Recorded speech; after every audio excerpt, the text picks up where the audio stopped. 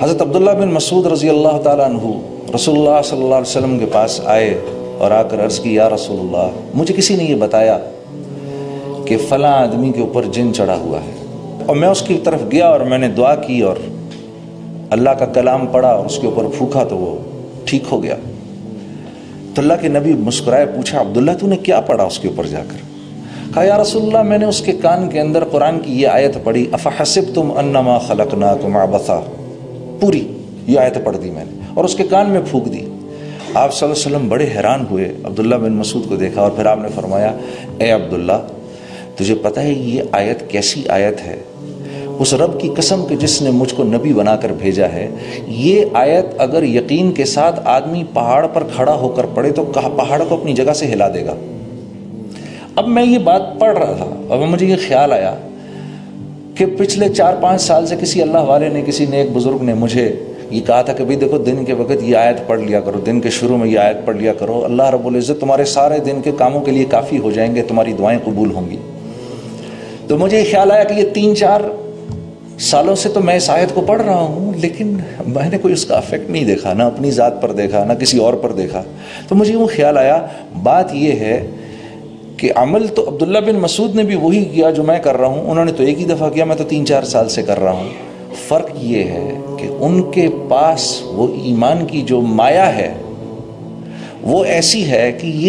یہ جو آیتوں کے بول ان کی زبان سے نکلتے ہیں تو وہ جو ڈیزائرڈ افیکٹس ہم چاہتے ہیں نا، وہ ڈیزائرڈ افیکٹ جو ہیں وہ ڈیزائرڈ افیکٹ ہو جاتے ہیں، اور میں پڑھ کے رہ جاتا ہوں۔ ابھی ہم حج پر تھے، بڑے فخر سے انہوں نے بتایا کہ بھئی اس سال تو 45 لاکھ آدمی نے حج کیا۔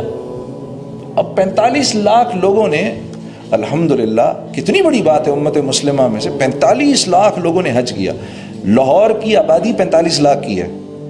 تو مکہ اتنا چھوٹا سا شہر ہے اور 45 لاکھ بندہ مکے میں، اللہ نے ان کے وہاں پر کھانے کا بھی انتظام اور پینے کا بھی انتظام، نہانے دھونے کا بھی انتظام، پانی کیسے خرچ ہوتا ہوگا۔ ادھر دوسری ایمنسٹیز جو ہیں ان کی اویلیبلٹی، وہ کیسے اللہ نے ایک نظام چلایا، اور وہ 45 لاکھ کے 45 لاکھ اللہ سے یہ دعا کرتے ہوں گے یا اللہ مسلمانوں کو پھر سے عروج نصیب فرما، اسلام کو عروج نصیب فرما، یا اللہ ہماری زندگیوں کو قبول فرما۔ وہ سب کیا کیا دعائیں نہیں کرتے ہوں گے، اور ہم کیسی امیدیں لگا کے رکھتے ہیں ان حاجیوں سے۔ یقیناً اللہ کے ہاں یہ دعائیں تو قبول ہوتی ہوں گی، لیکن وہ ڈیزائرڈ افیکٹس نہیں ہو رہے جو 1.25 لاکھ صحابہ کے حج سے ہو گئے۔ انہوں نے تو 30 سال کے اندر 1.25 لاکھ صحابہ ہی تو تھے جب اللہ کے نبی نے اس دنیا سے وصال فرمایا، تو ان کے دنیا سے چلے جانے کے 30 سال کے بعد مسلمان 3 بر اعظموں کے بادشاہ بن گئے، 3 بر اعظموں کے بادشاہ بن گئے۔ کیا ہوا؟ فرق کیا ہے؟ وہ ایمان کی کمی فرق ہے میرے دوستوں، اور کوئی نہیں۔ اعمال وہ بھی وہی کرتے ہیں،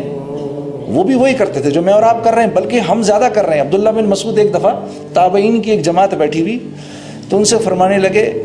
اے تابعین کی جماعت، آج تم لوگ روزے بھی زیادہ رکھتے ہو، نماز بھی زیادہ پڑھتے ہو، قرآن بھی زیادہ پڑھتے ہو۔ صحابہ اتنا نہیں کرتے تھے، لیکن اللہ کے ہاں وہ بڑے مقبول لوگ تھے۔ فرق کیا ہے؟ فرق کیا تھا کہ ان کے دل دنیا کی لذتوں اور اس کی حب جا اور حب مال سے ان کے دل خالی تھے، اور ہمارے دل بھرے ہوئے ہیں۔ میرا دوست ہے سعید انور، کرکٹ پلیئر جو ہے ہمارا، میں اور وہ جماعت میں ایک ساتھ سفر کرتے ہیں، تو وہ ایک بات اکثر کہتا ہے اور بڑی اچھی بات وہ کہتا ہے۔ وہ یہ کہتا ہے دیکھو ایک کنواں ہے نا جس میں پانی ہے، ٹھیک ہے، اس کنویں سے سب نفع اٹھا رہے ہیں، اگر اس کنویں کے اندر ایک مرا ہوا کتا گر جائے آ کر،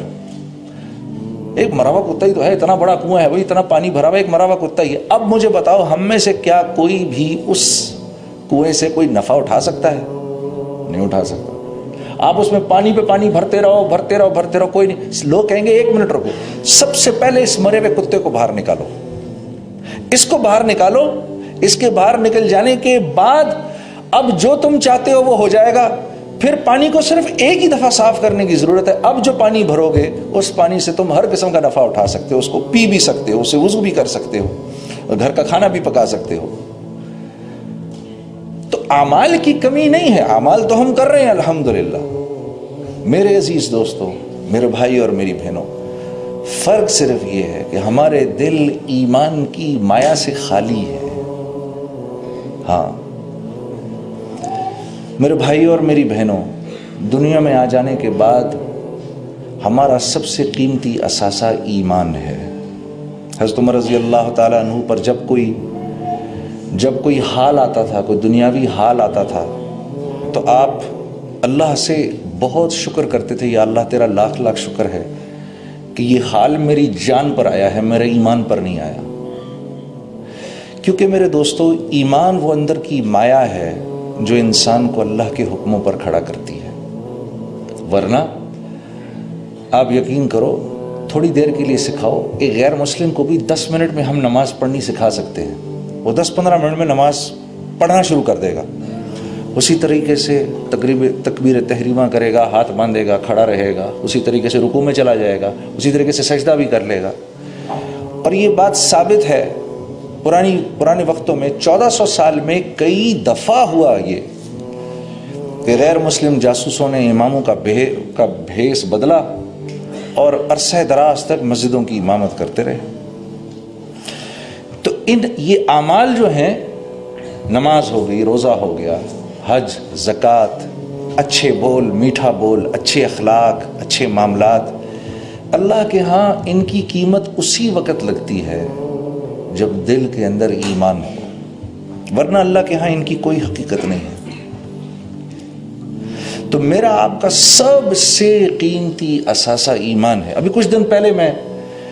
ایک چیز پڑھ رہا تھا کہ اچھا، میری ایک گزارش ہے بھائی، جتنی دیر میں بات کروں بھائی، کوئی تکبیر اور نعرے نہیں لگانے یہاں پر، ہاں ذرا تھوڑی دیر آپ کی مجھے توجہ کی ضرورت ہے، کیونکہ میں دنیا کے اس وقت اتنے سارے کام چھوڑ کے آپ کے پاس آیا ہوں کہ میں آپ کو بتا نہیں سکتا، اور میں کیونکہ یہاں پر آنے کی ضرورت سمجھتا تھا، اس لیے بڑی ضروری اپوائنٹمنٹس میں نے کینسل کی ہوں، پھر میں یہاں آیا ہوں۔ اور یہ میں آپ کو اس لیے، میں کوئی بڑی بات نہیں کر رہا، یہ میں آپ کو اس لیے بھی بتا رہا ہوں کیونکہ میں یہ اپنی ذمہ داری سمجھتا ہوں کہ آپ سب حضرات جو ہیں یہ اس ملک کے کل کے معمار ہیں، اور نہ صرف یہ کہ پاکستان بلکہ پوری امت مسلمہ کی باغ ڈور کل آپ کے ہاتھ میں ہونی ہے۔ اور میری دل و جان سے آپ کے لیے دعا ہے کہ اللہ رب العزت آپ لوگوں سے اپنے دین کا کام لے، کیونکہ جس کے لیے اللہ نے یہ فیصلہ کر لیا کہ میں نے اس سے کام لینا ہے، یقین کرو میرے دوستو، آپ ذرہ کریں گے اور اللہ آپ سے ایسے کام لے گا، آپ ایک قطرہ کام کریں گے، اللہ آپ سے کام ایسے لے گا جیسے سمندر سے لیتا ہے۔ وہ اس کی اپنی مرضی پر ہے، آپ میں سے کس کو چن لے، ٹھیک ہے؟ یوں اگر ہم زور لگائیں تو کسی کو 2 رکعت نماز بھی نہیں پڑھا سکتے، ہاں، لیکن اگر اپنی زندگی کو ٹھیک کرنے کا فیصلہ کر لیں تو پھر اللہ کی طرف سے آسمانوں پر چناؤ ہوتا ہے کہ اس نے اپنے آپ کو ٹھیک کرنے کا ارادہ کر لیا، اس لیے اب ہم اس کی ذات کو، اس کی زندگی کو اوروں کی ہدایت کا ذریعہ بنائیں گے۔ یہ ہے سارا معاملہ۔